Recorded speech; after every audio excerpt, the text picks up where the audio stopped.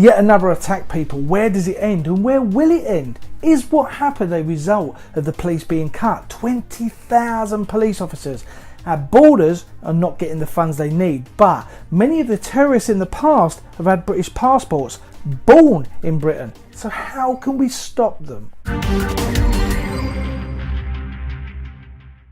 3 attacks in 3 months under Theresa May alone. Is there any more to come? The fact that the government is now keeping a report about an investigation into Islamist militant group funding secret because it may tarnish Saudi Arabia is a sign of the type of government that we may have or had in the past. At what point do we continue to allow this to happen?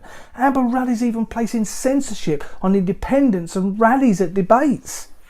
One of the first things that happened was her husband's company, Global Capital, did a deal with HSBC in Hong Kong, a business deal. And then she was in Saudi Arabia in April of this year, selling arms to BAE Systems and doing another deal for HSBC because Saudi Arabia are doing a share sale of their national oil reserves. HSBC have got the job because Theresa May went there.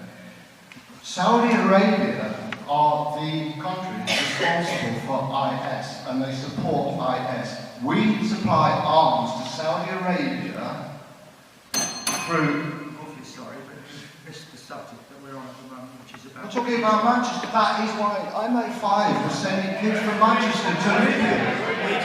Am I being censored? Okay, right, soft on crime, soft on the sort of causes of crime. They want to abolish the Serious Fraud Office, which is independent, so that Amber Rudd can then be in charge of prosecutions through the National Crime Agency. Sorry, which is the person under attack I wish to avoid. Why? I'm sorry, come on. Come on. This is censorship. I have suffered censorship for 10 years. None of people don't know about these things because of censorship. I'm sorry.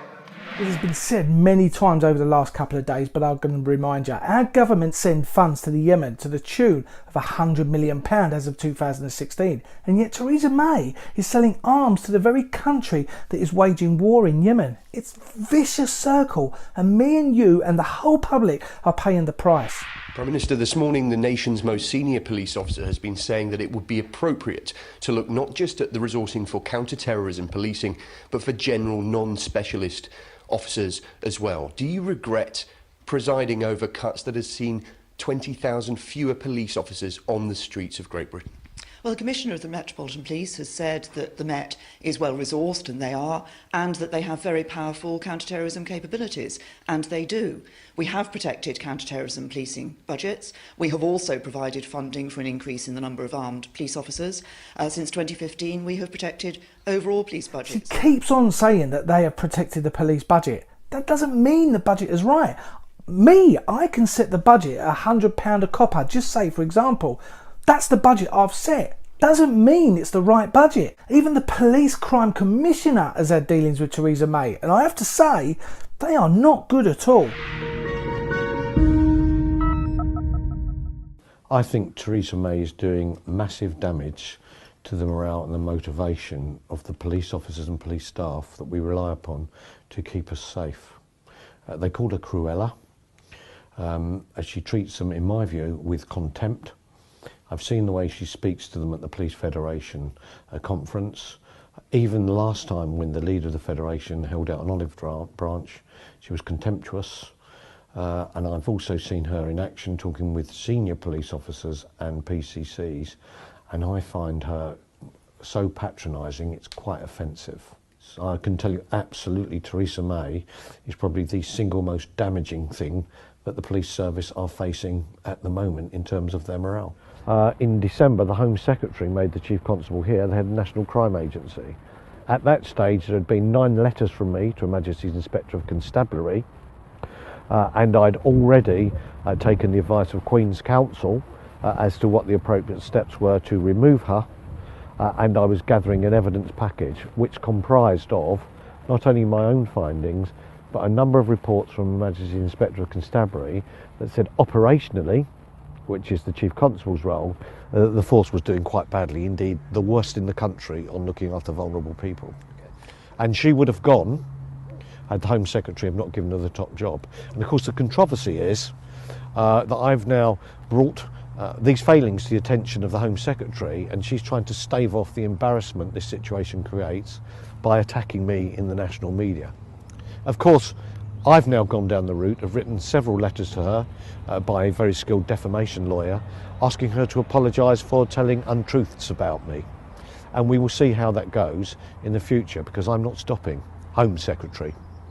So how is she allowed to be where she is if she behaves like this? She tells us one thing, but there are many, many people who are willing to come forward and tell us the truth. Again, you may have well seen this following clip, but just in case you haven't, I've included it in this episode because it speaks volumes and it's facts spoken right from the horse's mouth. In Hillingdon, they're not extra officers at all. They're from other duties and they're being burned out. More armed police officers on the streets than ever before, we're told?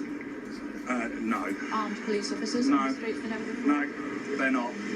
Basically, people that are alleging that are lying. So the government are lying? Yes. The Defence Secretary's lying? Yes, they funded bringing us back to the number of armed officers we had in 2010 by 2020.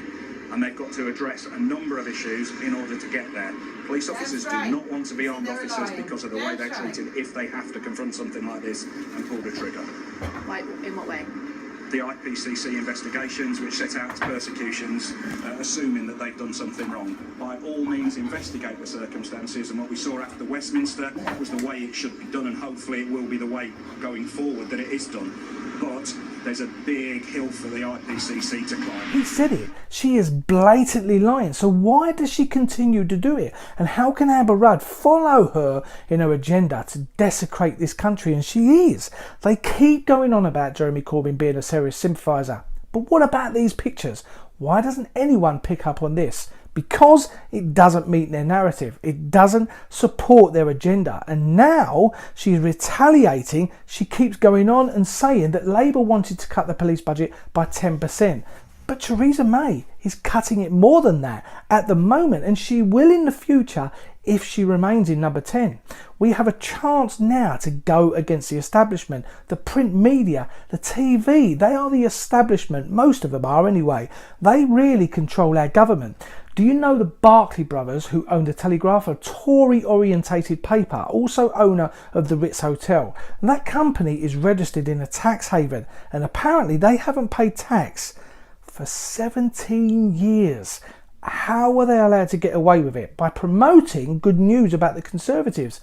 How many times do we have to listen to Theresa May bang on about terrorism breeds terrorism when she's feeding the very people that are the terrorists?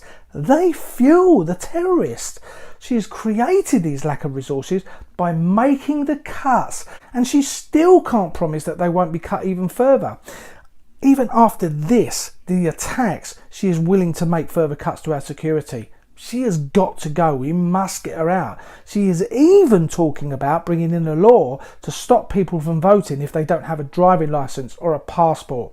That would mean 3.5 million people, or 7.5% of the electorate, from voting. It is our democratic right as a nation to be able to vote, and she wants to put stoppages in the way. This woman, this party, will stop at nothing to gain and keep control. We have already had an investigation into election spending. One MP has already been charged, although the larger part of the party got away with it, and yes, they did get away with it. If they get in and they bring this ID law in, we may never get them out, and I assure you it will become a dictatorship. We must unite to get this party out, because together we really can have a better society and a better political system. Do the right thing. You know who to vote for, and it ain't the Conservatives. What do you think about what I've said? Were you in London during the attacks? How do you feel about the police cuts? How do you feel about Theresa May? Comment in the box below and let us know. In the run up to the election, I'm going to try and upload every day. Let me know if there's anything you want me to touch on. Any point you yourself want to get across. Remember, and I've always said this is your channel as well. Click subscribe. Thanks for watching, and I will see you tomorrow, all being well. Stay safe. Bye bye for now.